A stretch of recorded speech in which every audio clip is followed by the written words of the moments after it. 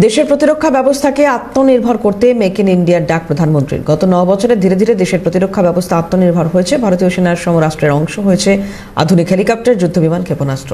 আর এই আত্মনির্ভরতা বাড়িয়ে দিয়েছে প্রধানমন্ত্রী মোদীর ম্যাজিককে। আসন্ন ভোটে কতটা কার্যকর এই ফ্যাক্টর খুঁজে দেখল সিএন।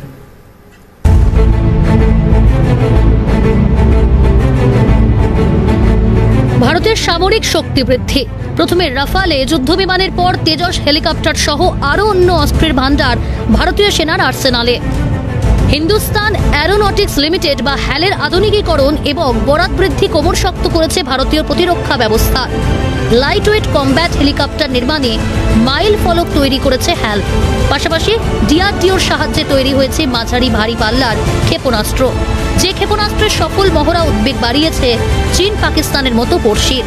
পাশাপাশি মোদী সরকারের সিদ্ধান্ত, যুদ্ধকালীন পরিস্থিতিতে সমরাস্ত্র কিনতে পূর্ণ ক্ষমতা দেওয়া হয়েছে ভারতীয় সেনাকে।